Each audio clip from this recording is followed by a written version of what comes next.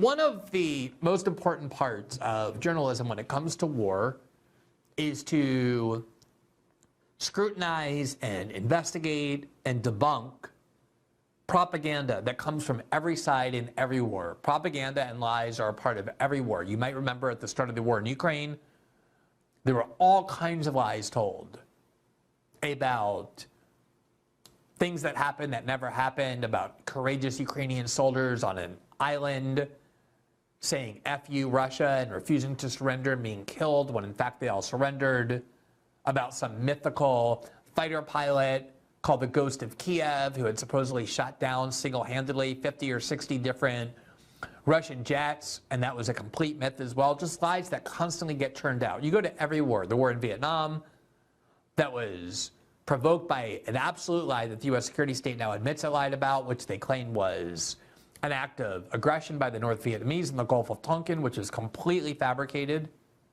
Obviously, the war in Iraq was provoked by fabricated claims of weapons of mass destruction. In the Gulf War, they had a woman who was paid to come and testify before Congress about how Saddam Hussein was pulling babies out of incubators.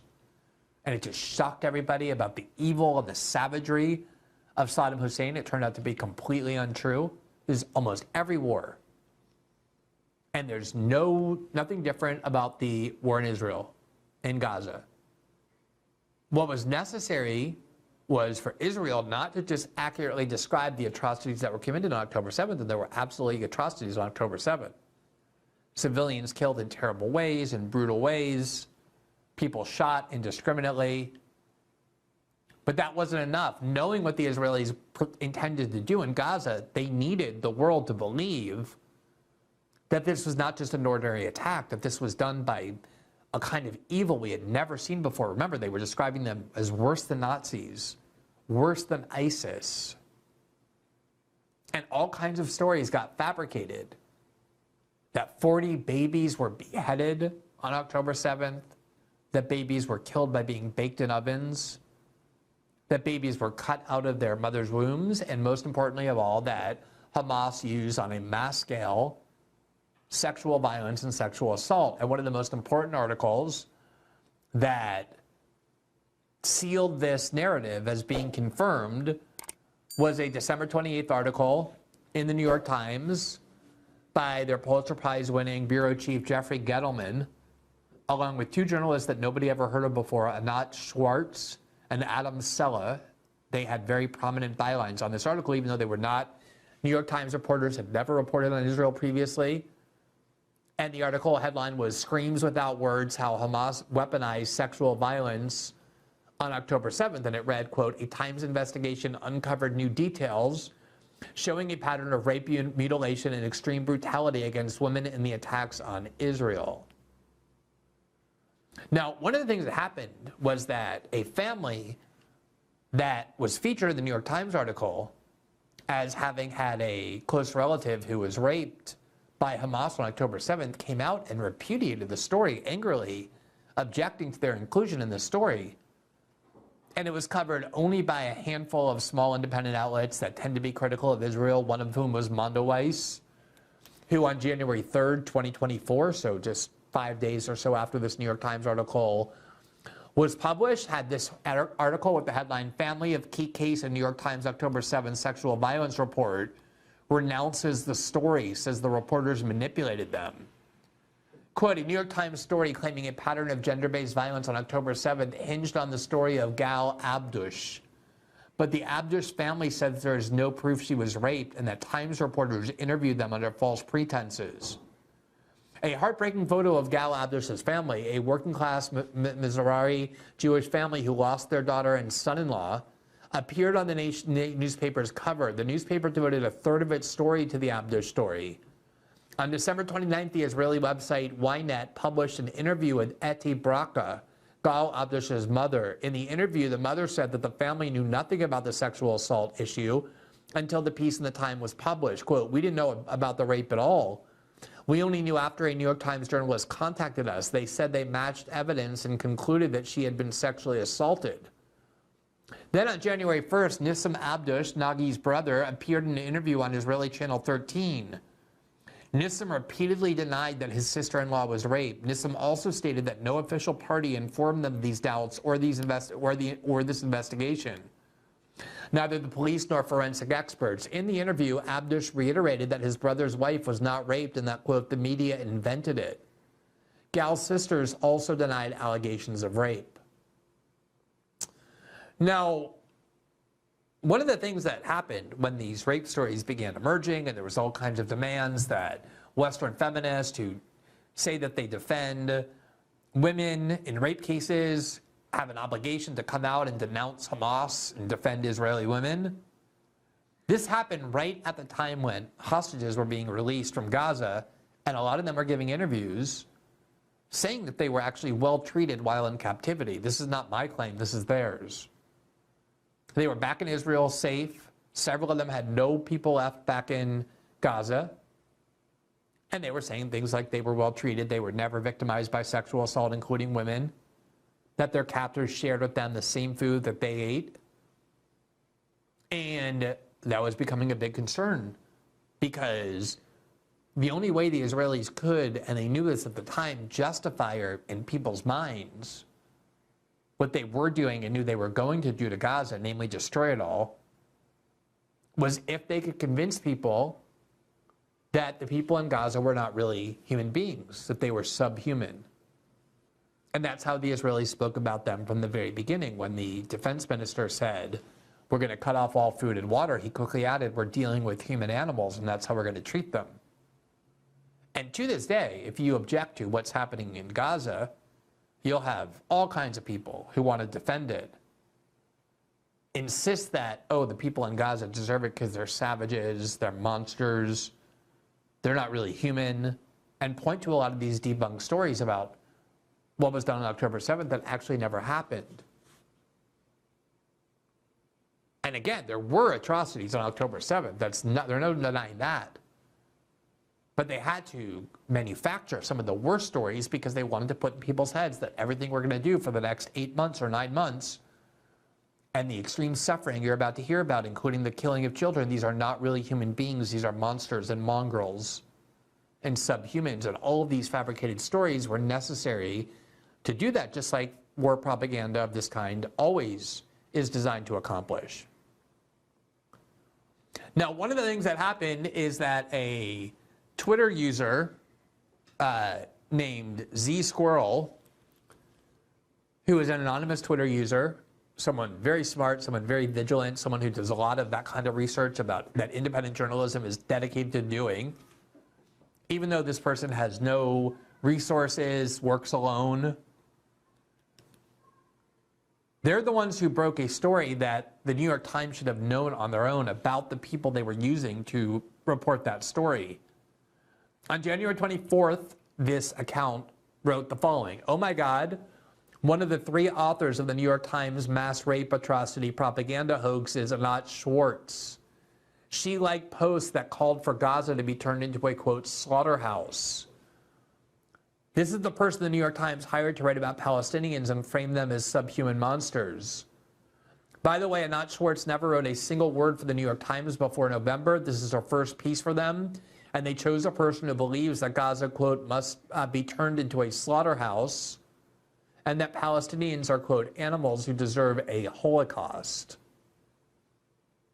The Squirrel then came back this week and said the other on-the-ground reporter who gave Jeffrey Gettleman all the materials for the hoax, which he then gleefully wrote up, is Adam Sella, the nephew of Schwartz's husband, a recent college grad who is an inspiring food writer who also has 0 reporting experience. And there you see his bio, Adam Sella. He was one of 3 reporters on this story. He's obviously a very young person. He describes himself as a freelancer at the New York Times who lives in Tel Aviv. And in the About section, he says he went to Harvard. He says, "I am a writer, researcher, editor, and translator covering Israel, Palestine, and the intersection of food and the environment."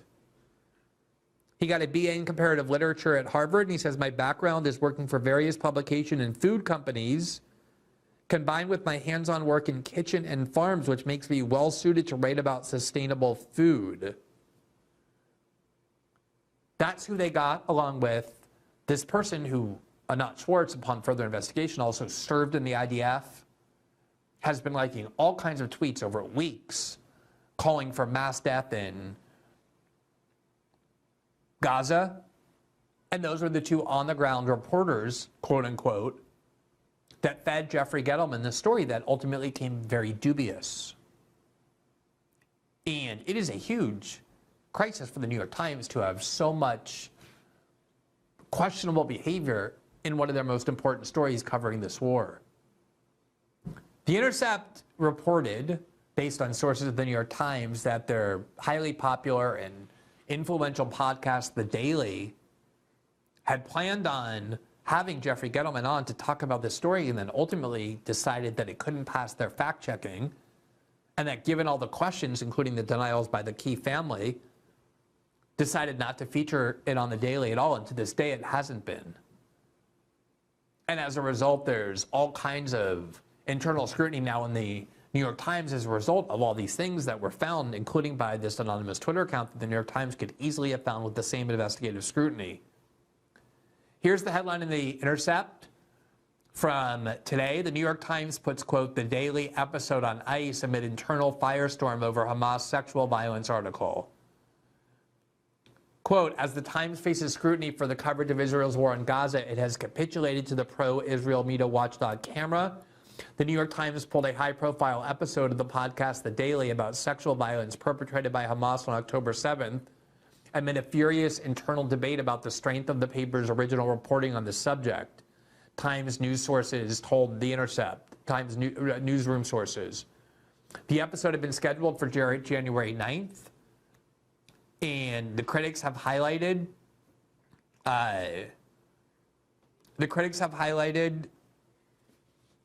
major discrepancies in the account presented in the Times, subsequent public comments from the family of a major subject of the article denouncing it, and comments from a key witness seeming to contradict a claim attributed to him in the article. Now,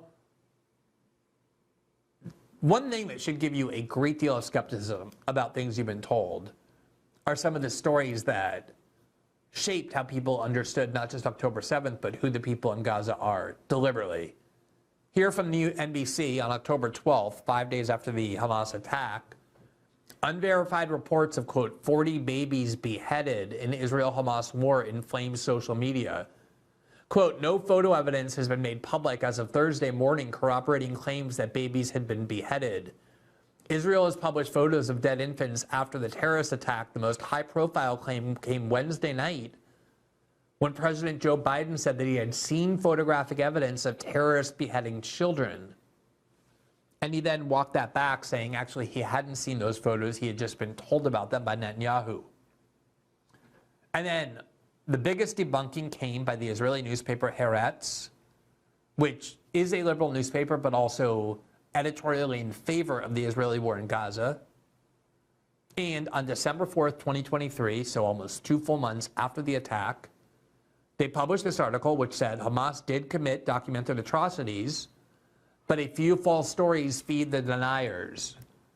So they were framing it as these false stories are damaging because it gives credence to the people who say Israel is lying. But the article was very damning about the extent of the lies on October 7th. This is their subheadline. Remember, this is not a leftist newspaper in America. This is a mainstream newspaper in Israel that supports the Israeli war in Gaza. Quote, "The extensive evidence of crimes against humanity committed by Hamas terrorists on October 7th should not be contaminated by unverified stories disseminated by Israeli search and rescue groups, army officers, and even Sarah Netanyahu." Quote, "According to a reporter for I-24 News, an army commander told her that at least 40 babies had been killed, some of them beheaded. The report above was later quoted on social media, often references, quote, dozens of beheaded babies, though sometimes it was, quote, burnt babies or hanged babies. For example, the Foreign Ministry of Israel published an account by Colonel Golan Vach from the Home Front Command, who said that in one house he found the bodies of 8 burnt babies. The Twitter account of the Prime Minister's office also referred to the murder of infants and showed very graphic pictures. According to the tweet, President Benjamin Netanyahu showed the pictures to U.S. Secretary of State Antony Blinken. According to sources including Israel's National Insurance Institute, kibbutz leaders, and the police, on October 7th, one baby was murdered, 10-month-old Mila Cohen. She was killed with her father, Ohad, on kibbutz Be'eri. So I just want you to remember what you were told about what happened October 7th. All those stories that circulated, including from the Israeli government, and contrast it to the very comprehensive report from Haaretz that demonstrated that on October 7th, there was a total of one baby who was murdered.